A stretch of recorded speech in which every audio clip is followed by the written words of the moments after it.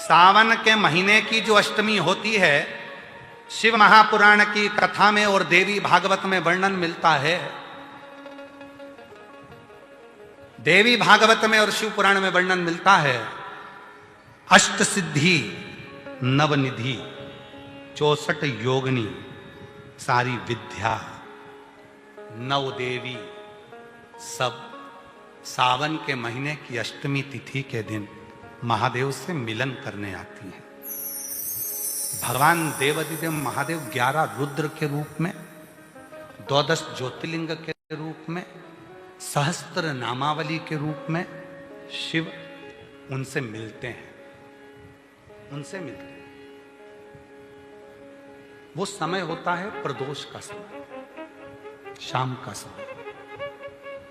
जब सावन के महीने की अष्टमी तिथि पड़े, चाहे वो उजाले की पड़े चाहे अंधेरे की पड़े, अष्टमी तिथि पड़े, शाम के समय 2 दीपक, एक लंबी बत्ती का एक गोल बत्ती का, शिव के मंदिर में अपनी कामना कर कर, जो बच्चों को अच्छी नौकरी चाहिए या कोई बीमारी का हल चाहिए या धन की कमी है या कोई समस्या है, एक लंबी बत्ती किसके लिए है?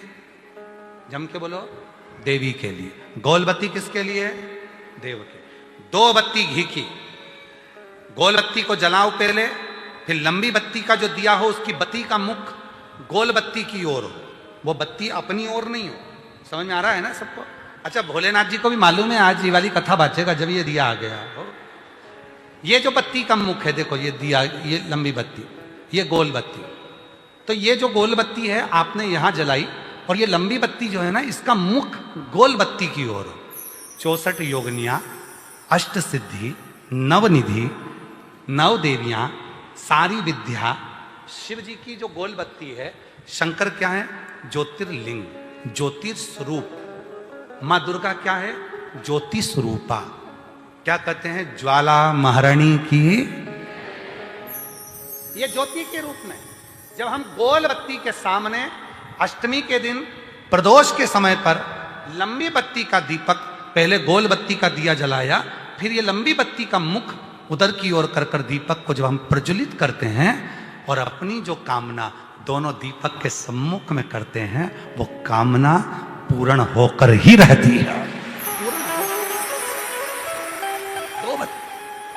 पर करना क्या है? दोनों अष्टमी पर, सावन के महीने में जो उजाले पक्ष की अष्टमी आएगी उस पर भी करना है, और जो अंधेरे पक्ष की आएगी उस पर भी करना है। बड़ी सुंदर दीप बनाया है, जोरदार ताली बजाओ जिसने बनाया। उजाले पक्ष की भी अष्टमी लीजिए और अंधेरे पक्ष की भी अष्टमी लीजिए। कुछ नहीं करना, केवल प्रदोष काल में पहुंच जाओ बाबा देवाधिदेव महादेव के मंदिर में। एक दीपक, दोनों दीपक साथ में रखो। एक दीपक गोल बत्ती का पहले जलाओ, लंबी बत्ती का दीपक का मुख गोल बत्ती की ओर करो, प्रज्वलित करो और बाबा को अपने मन का भाव करो। बाबा को अपने मन का। बड़ा सुंदर महाराज, शमी के 5 पत्ते, बेलपत्री के 5 पत्ते, बेर के 5 पत्ते। क्या क्या चीज है जरा जम के बोलो? शमी के 5 पत्ते, बेर के 5 पत्ते और बेलपत्री के 5 पत्ते। महाराज, श्रावण महीने की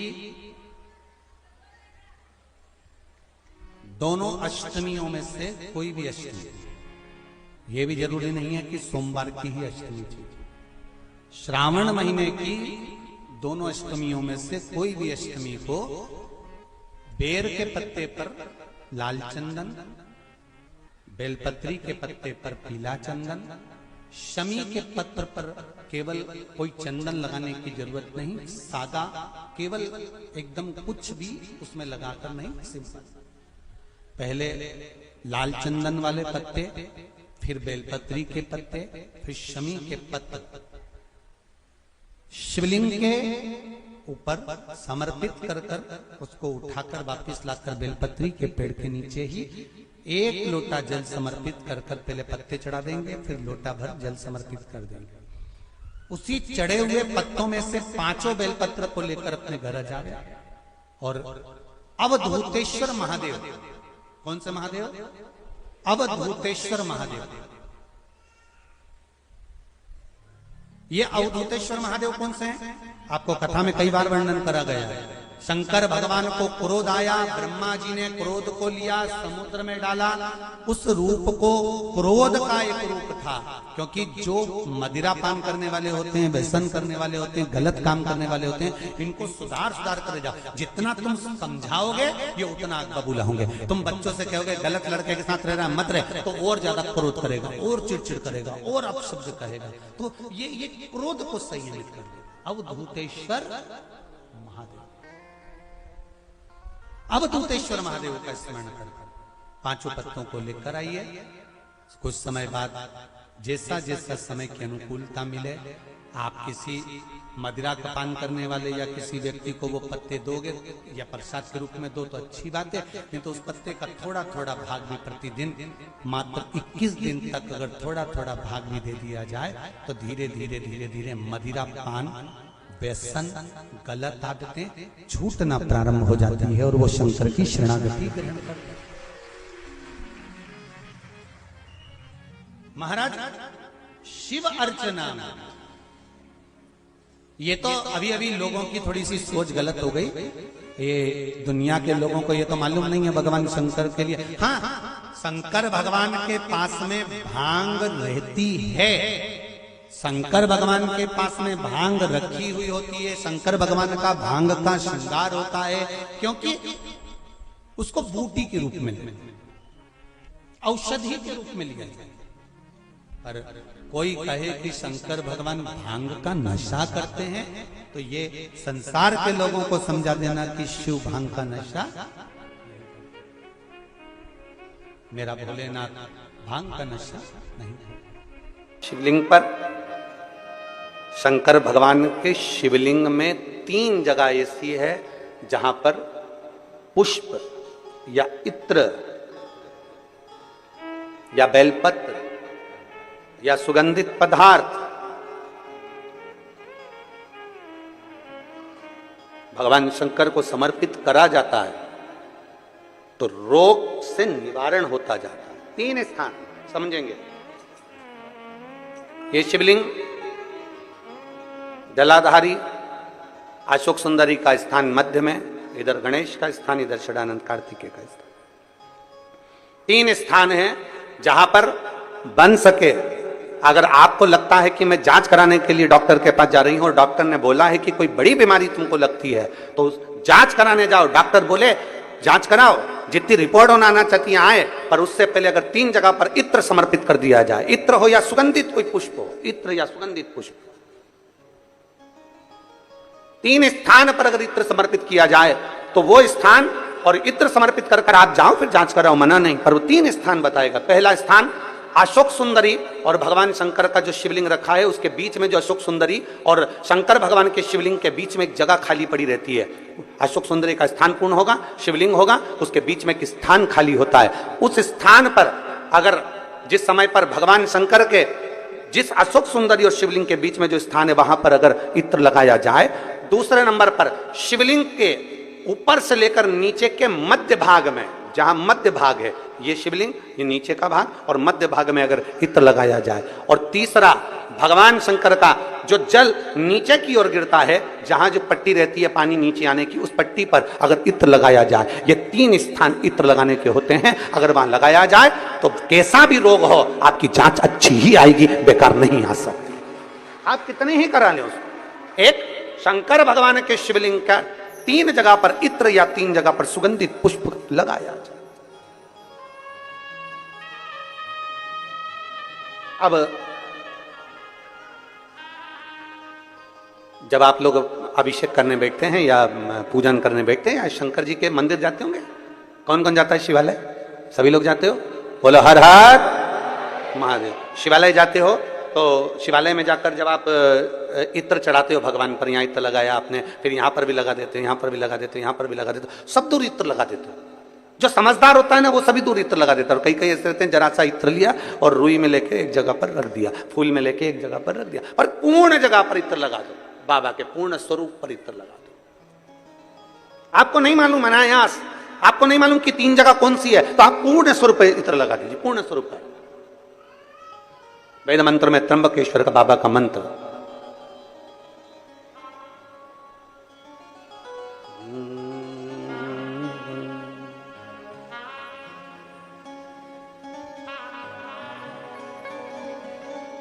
महामृत्युंजय मंत्र, वेद मंत्र का बड़ा सुंदर मंत्र, जिसका हम उच्चारण पूर्ण रूप से नहीं करते हैं व्यासपीठ से, उसको हम मंत्र को मन में गुनगुनाते हैं। एक बार आप भी बाबा के मंत्र को मन में गुनगुनाइए।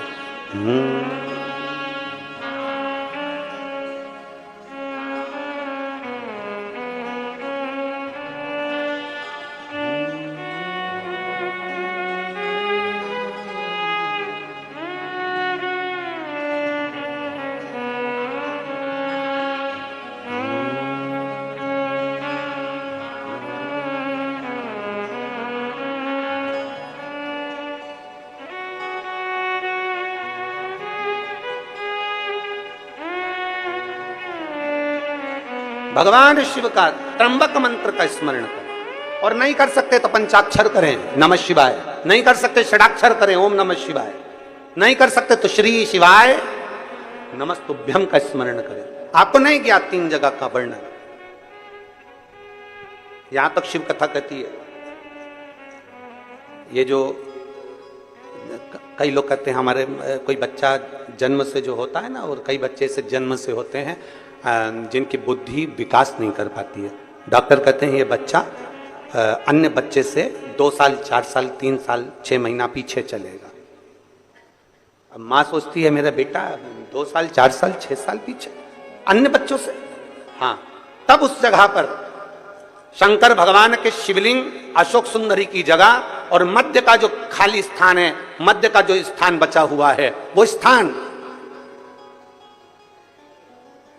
कई बार लोग कहते हैं गुरुजी ये पार्वती जी है, ये शिवलिंग है, ऊपर जो जलाधारी में से जल बह रहा है, शंकर जी की 5 लड़कियां हैं, जया विषहरा शामली बारी दौतली देव, ये अशोक सुंदरी, ये गणेश कार्तिकेय का स्थान, जो बीच में अशोक सुंदरी और शिवलिंग के बीच में जगह है, वो स्थान किसका है? शिव पुराण में इसका लिंग पुराण के अंतर वर्णन आता है कि वो स्थान भगवान शंकर की जो जितनी सती उमा कात्यायनी कुष्मांडा स्कंदा जितनी महागौरी जितनी माताएं पूर्व में रही हैं, इन माताओं का स्थान शंकर ने यहाँ रखा है। और वो स्थान ऐसी जगह है, अगर कोई बच्चा कितना भी पीछे है, डॉक्टर कह दिया इसको कि ये अन्य बच्चों से 2 साल पीछे, अन्य बच्चों से 4 साल, इसका विवेक काम नहीं कर रहा। एक छोटी सी बेलपत्र, एक छोटी सी बेलपत्र, छोटी सी बेलपत्र लीजिए, छोटी, और उस छोटी सी बेलपत्र को, छोटी सी बेलपत्र को उस स्थान पर अशोक सुंदरी की ओर डंडी कर उस स्थान पर छोटी सी बेलपत्र को रखिए और 3 बार उसी स्थान पर जल समर्पित कर वही बेलपत्र बेटे को लाकर बच्चे को, वो खाए ना तो पीस कर कैसे भी उस बच्चे को धीरे धीरे देना चालू करिए। आप खुद अंतर देखेंगे कि 3 महीने 4 महीने में उसका विभाग, उसके विवेक में, उसकी बुद्धि में अंतर आया कि नहीं। वो स्थान की मूलता। इसलिए शिव महापुराण की कथा कहती है देवी जी का एक स्वरूप अरण्यानी, जो आज भी भारत की भूमि पर कई मंदिर हैं माता के, उसमें एक प्रसिद्ध मंदिर है बिहार में, बिहार के भोजपुर में मां अरण्या का मंदिर है, अरण्यानी माता, अरण्या देवी,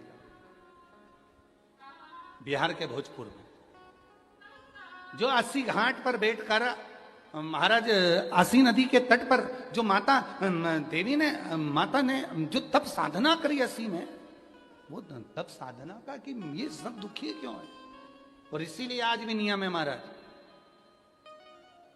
आज भी नियम है। अगर बहुत दुखी मनुष्य होता है, बहुत तकलीफ में होता है, बहुत कष्टप्रद होता है, उसके दुख का जब कोई निवारण ही नहीं होता, कहीं कोर्ट का केस, कचहरी, थाना, पुलिस, डॉक्टर, कहीं एक्सीडेंट, कहीं फैक्ट्री चलती चलती बंद हो गई, व्यापार चलता चलता बेकार हो गया, हर तरह से जब वो हताश हो जाता है तब,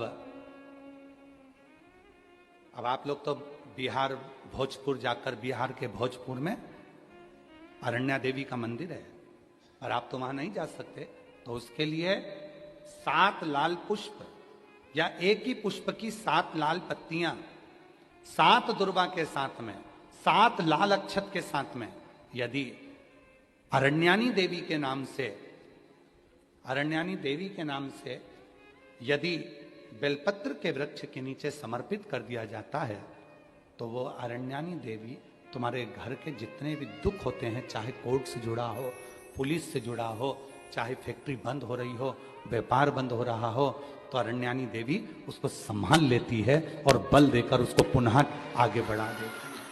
अरण्य वरुणा और असी जिसके बीच में बसी है वाराणसी, ये असी साधारण नहीं है, ये वरुणा साधारण नहीं है। आप लोग तो सब वाराणसी के निवासी हो, तो आप लोगों को ज्यादा ज्ञान होगा कि इन नदियों के तट पर बैठकर कितनी साधना हुई होगी। क्यों भगवान वाराणसी में आकर बस गए, क्यों भगवान ये 2 नदियों के मध्य में आकर बस गए, ऐसा क्या हुआ? वरुणा और असी ने ऐसा कौन सा पुण्य फल पाया था जो ये गंगा मैया उनसे मिलने के लिए आ गई? ये गंगा का संगम हो गया। गंगा तो काशी में थी ही नहीं, गंगा तो काशी में थी ही नहीं।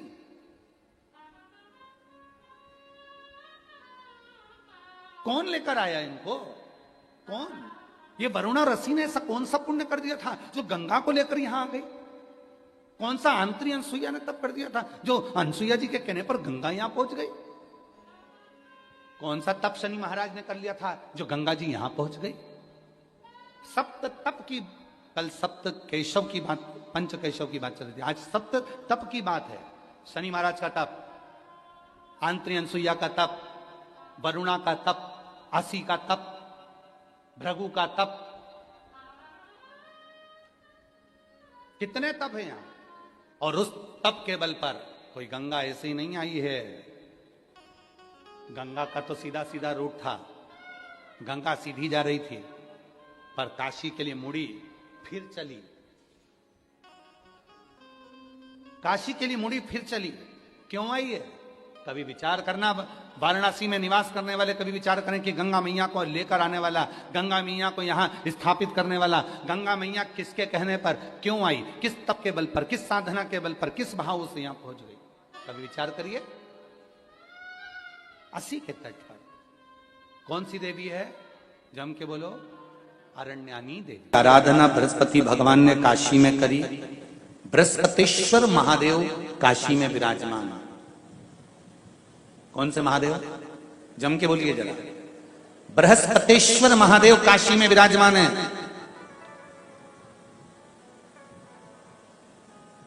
जो अंगूठी में पुखराज नहीं पहन सकते, जिनकी भाग्य रेखा उल्टी चल रही हो, बृहस्पति चमक ही नहीं रहा हो, जिस काम में हाथ डालते हैं वो काम पूरा ही नहीं होता हो, तो एक बार काशी जाना, बृहस्पतिश्वर महादेव का स्पर्श करना, उनका अभिषेक पूजन करना और उनका स्पर्श कर कर एक बेलपत्र ब्राह्मण देवता से मांग कर लेकर जाना कि इन बृहस्पतिश्वर महादेव से मुझे एक बेलपत्र दे दो। तुम्हें पुखराज पहना कि नहीं पहना, हीरा रतन माणिक पहना कि नहीं पहना, वो बेलपत्र इतना चमत्कार कर देगी कि जिंदगी में कभी संपदा की कमी आएगी ही नहीं। अगर बृहस्पति नहीं चमके तो बृहस्पतिश्वर महादेव, जहां पर बैठकर बृहस्पति भगवान ने शंकर भगवान की आराधना करी है, रोज गंगा जल जाना, गंगा जल लेकर आना, शिव जी की आराधना करना, एक शिवलिंग का निर्माण करा, उसकी आराधना में बृहस्पति भगवान डूब गए, उसकी आराधना में बृहस्पति महाराज निरंतर लगे रहे। और इतनी आराधना बृहस्पति महाराज ने करी, इतनी आराधना करी बृहस्पति महाराज ने कि शंकर भगवान सामने प्रकट हो गए। मांगो बृहस्पति, तुमको क्या चाहिए? कुछ नहीं, केवल आपका भजन। नाम रख दिया, तुम्हारा नाम बृहस्पति रहेगा। बृहस्पति भगवान का एक नाम बृहस्पति भी रख दिया और तुम साधारण नहीं रहोगे। तुमने मेरी आराधना करी है तो देवताओं के गुरु बनकर विराजमान होगे। अब अभी तक 2 भार इंद्र के पास में थे, बहुत ध्यान देकर समझना ये नवग्रह कथा को। 2 भार थे इंद्र के पास। इंद्र देवताओं के गुरु भी बनकर बैठे थे, देवगुरु बृहस्पति की जगह पूर्व में इंद्र ही देवगुरु का पद संभाल रहे थे, और देवराज का पद भी इंद्र के पास में था। कौन कौन से पद थे, जम के बोलो जरा। पहला पद देवराज इंद्र का, दूसरा पद देवगुरु, देवगुरु का पद भी इंद्र के पास में था और देवराज का पद भी इंद्र के पास में था। ये दो पद जब होता है साधारण भाषा में आप ले लीजिए, किसी के पास में अध्यक्ष का पद भी है, किसी के पास में और कहीं का पद भी है, 2-3 पद उसके पास में विराजमान है, तो उसके पास में 2-3 पद अगर विराजमान है तो फिर उससे अगर एक पद ले लिया जाता है तो उसको अहंकार आ जाता है, उसको गुस्सा आ जाता है कि बताओ अभी तक तो मुझे पूछा जा रहा था, अब तुम तो वो पद पे भी जान दो। जैसे तुम किसी कुर्सी पर बैठे हो, कथा सुन रहे हो और इतने में कोई रिश्तेदार बाहेती जी का आ गया और तुम बढ़िया आराम से बैठे थे, और बैठे बैठे इतने में बाहेती परिवार से कोई आया और उसने तुमको उठाया, प्लीज थोड़ा सा, और तुम्हें उठाकर दूसरी जगह बिठा दिया और उन्होंने अपने वाले को कुर्सी पर बिठा दिया। अब बोलो जो उठा, जिसको उठाया था उसका भगोने जैसा मुंडा हुआ कि नहीं हुआ? अरे बोलो तो, अपन दूर कथा नहीं जाते, कथा अपन अपने ऊपर लेके चलो कि अपन कैसे समझें इस कथा को। बहुत अगर गहन तत्व की कथा सुनेंगे तो समझ में आएगी नहीं, यहां से सुनी, यहां से निकाल दी, बच्ची कुछ दी, ऊपर से निकल गई और मालूम पड़े थोड़ी देर बाद माताएं कुर्सी पे बैठी बैठी। अब फिर तो अपन तो अपने पर लेकर चलो ना, कि जैसे कोई आप कुर्सी पर बैठ गए और इतने में इनके रिश्तेदार कोई आए और आने पर उन्होंने कह दिया तुम यहाँ से उठो दूसरी जगह जाके बैठो, इतने में तुमको बुरा लग गया, बुरा लगा, मुंह भगोने जैसा हो गया, गुस्सा आ गया। उसी तरह इंद्र के पास में 2 सत्ता थी, एक देवराज इंद्र थे और दूसरे गुरु का पद भी इंद्र के पास में था। देवताओं के गुरु बनकर इंद्र घूम रहे थे, पर अब उल्टा हो गया। शंकर भगवान ने बृहस्पति महाराज को देवगुरु बना दिया। अब जैसे देवगुरु बनाया तो इनका इंद्रदेव का मुंह, अरे बोलो तो तुम, भगोने सा हो गया, कुर्सी उतरी कि मुंह भगोड़ा। अब इनका मुंह भगोने जैसा हो गया तो गुस्सा तो गुस्सा। इतने में इंद्र ने, बृहस्पति महाराज देवगुरु बन गए, इंद्र सिंहासन पर बैठे थे, अप्सराओं का नृत्य देख रहे थे। वहीं से देवगुरु बृहस्पति का आगमन हुआ। बृहस्पति महाराज जैसे ही आए तो इंद्र तो सिंहासन पर बैठकर पूरा अप्सराओं का नृत्य देख रहे थे, उनको देवगुरु बृहस्पति से मतलब ही नहीं था।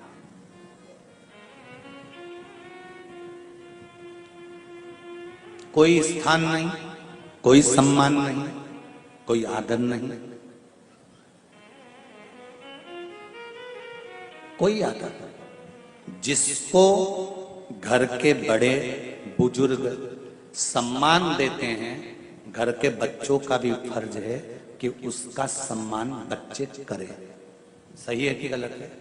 घर के बुजुर्ग उसको सम्मान दे रहे हैं ना, घर के बड़े उसका सम्मान कर रहे हैं ना, तो घर के बच्चे कहते हैं नहीं वो तो हमारे लिए गलत सोचता है, हमेशा हमारे लिए अपशब्द बोलता है, हमेशा आड़ा टेढ़ा बोलता है। तो घर के बुजुर्ग कहते हैं तुम्हें क्या करना है, जब हम सम्मान दे रहे हैं तो तुम भी दो, हम आदर कर रहे हैं तो तुम भी करो।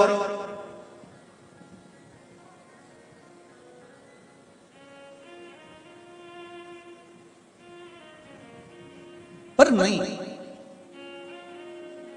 महाराज, आदर आप भी करो, सम्मान आप भी करो, पर वो आदर वो सम्मान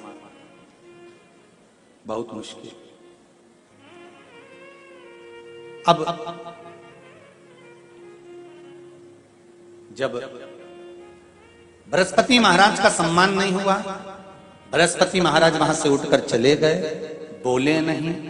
जो समझदार होता है वो तुरंत कह देता है कोई बात नहीं, मैं चले जाता हूं। कोई मुख पर क्रोध नहीं, कोई चिड़चिड़ प्रवृत्ति नहीं, कोई अपशब्द नहीं। एक बात मैं आप सबको कहना चाहूंगा, किसी जगह पर यदि आपका अपमान हुआ है, बहुत ध्यान देना जरा, कथा थोड़ी भारी है पर समझ लोगे आप। किसी जगह पर यदि आपका अपमान हुआ है तो आप भगवान शंकर को धन्यवाद देना कि मैंने पूर्व में किसी का अपमान करा होगा तो मेरा हिसाब आपने इतनी जल्दी बराबर कर दिया है, इतनी जल्दी बराबर कर दिया। ये थोड़ा सा अपमान मेरा कराया, मेरा हिसाब बराबर हो गया। कोई गाली दे रहा है, देने दो, शंकर भगवान को धन्यवाद देना, बाबा बड़ी कृपा करी। मैंने पूर्व में इसको गालियां दी होंगी, अपशब्द कहा होगा, तो इसने मुझे पलट कर गाली दे दी, अपशब्द कह दिया। ये तेरी कृपा है, ये तेरी दया। और जब तक तेरी करुणा, तेरी कृपा, तेरी दया नहीं हो, तब तक कुछ हो ही नहीं सकता। तेरी कृपा।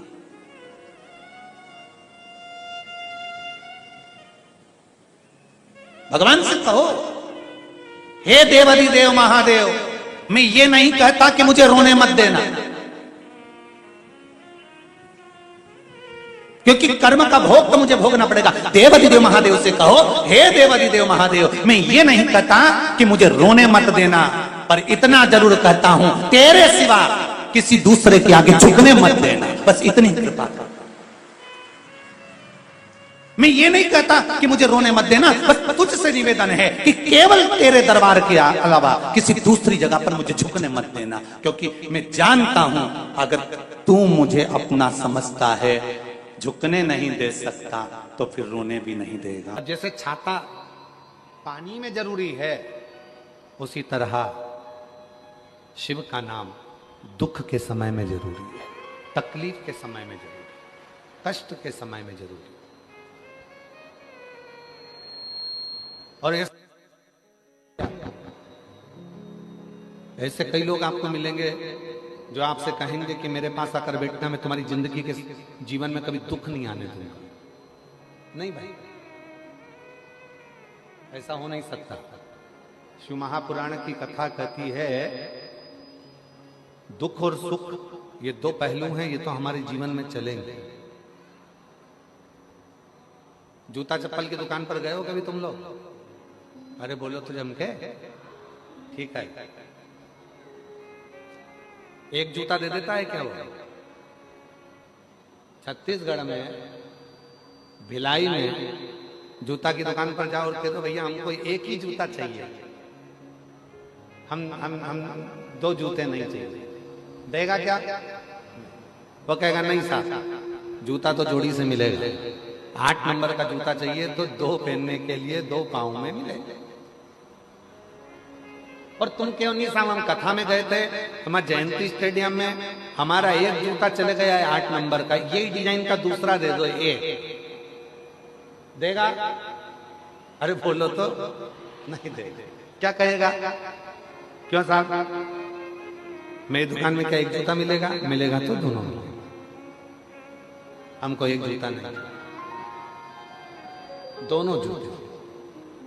दुकान पर जाओ जूता की, तो जूता की दुकान पर जाओगे तो जोड़ी से जूता मिलता है। उसी तरह परमात्मा जब जन्म देता है तो सुख और दुख दोनों जोड़ी से देता है, हमारे जीवन को जीने के लिए वो जोड़ी से देता है। सुख भी देगा और दुख भी देगा। अब आपको सुख अगर मिल गया है, सुख की अनुभूति हो गई है कि मेरे गाड़ी भी है, बंगला भी है, जमीन भी है, जायदाद भी है, संपदा भी है, सब कुछ है, तो हो सकता है शरीर में थोड़ा कष्ट देगा, हो सकता है शरीर में कष्ट। ये दोनों जोड़ी से मिलते हैं। शंभु शंभु, दूसरे नंबर का पंडाल पीछे की आवाज। हो सकता है ये कि तुम सोचो कि मुझे केवल सुख ही मिलेगा, नहीं मिलेगा। दुख और सुख ये दोनों जोड़ी से प्राप्त हो।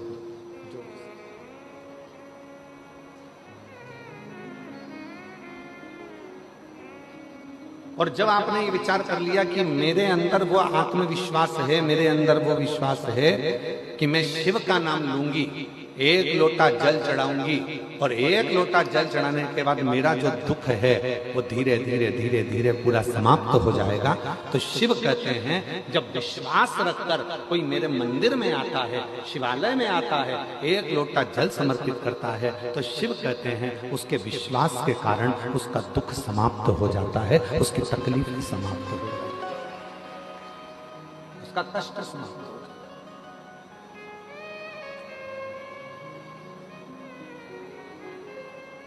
अब लोग क्या करते हैं, सियोर वाले बाबा जी ने एक लोटा जल चढ़ाना बताया, बेलपति चढ़ाना बताई, सियोर वाले बाबा जी ने कहा कि नीला पुष्प चढ़ा देना, सियोर वाले बाबा जी ने कहा ये तुमने क्यों कब चढ़ाया? जब तुम्हारे अंदर विश्वास प्रबल हो गया, जब तुम्हारे अंदर भरोसा प्रबल हो गया, जब तुम्हारे अंदर दृढ़ता प्रबल हो गई, जब तुम्हारे अंदर शिव के प्रति प्रेम प्रबल हो गया, और ये विश्वास, ये दृढ़ता, ये भक्ति जब भीतर प्रबल हो जाती है, तब जाकर अपने जिंदगी के सारे दुख मिटना प्रारंभ हो जाते हैं और सुख आना प्रारंभ हो जाता है।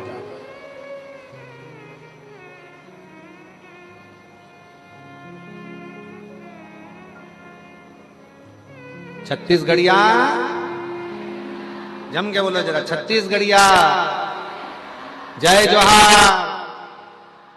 तो ये जीवन का सुख हमारे भीतर कब आएगा? जब हमारे अंदर आत्मविश्वास और विश्वास प्रबल हो जाए, जब हमारा भरोसा प्रबल हो जाए। और भरोसे को प्रबल कब करा जाएगा? जब आपके अंदर शिव महापुराण की कथा भीतर समाहित होती चली जाएगी, अपने भीतर भगवान शंकर की कथा समाहित होती चली जाएगी, और तुम्हारे अंदर ये भाव आ जाएगा कि अब मैं पूर्ण तरह से पक चुका हूं और मुझे मालूम है कि सारी समस्या का हल एक लोटा जल। ये मुझे मालूम है कि सारी समस्या मेरी मिटेगी।